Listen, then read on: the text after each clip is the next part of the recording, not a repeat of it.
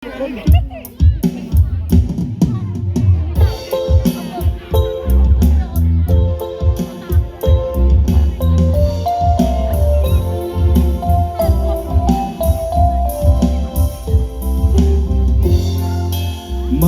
giờ Noel làm răng cánh cơ khoa giang liền trang người thấy tô rạ người phao nhàm.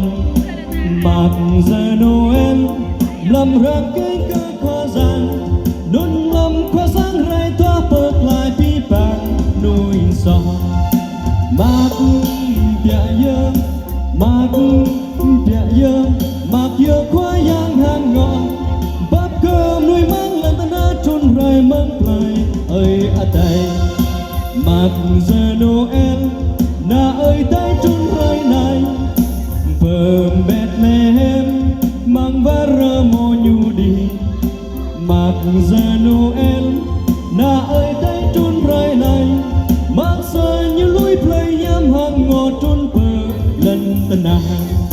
Mặc bia dơ mặc bia dơ mặc dơ khoa giang hàng ngõ bắp cơm nuôi mang lên ta đã trôn rơi mất lời ơi à đây.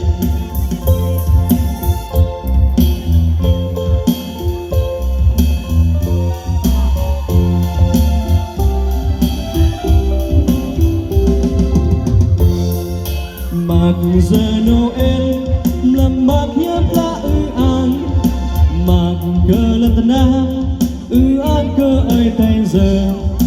Mặc giờ Noel làm mặc nhấp la an làm lời nhấp mắt cho cơm nuôi ta tươi màu lời bạc. Mặc bia dơ mặc bia dơ mặc dơ khoa giang hàng ngon bát cơm nuôi mang lên tân trôn rơi mất lời ơi à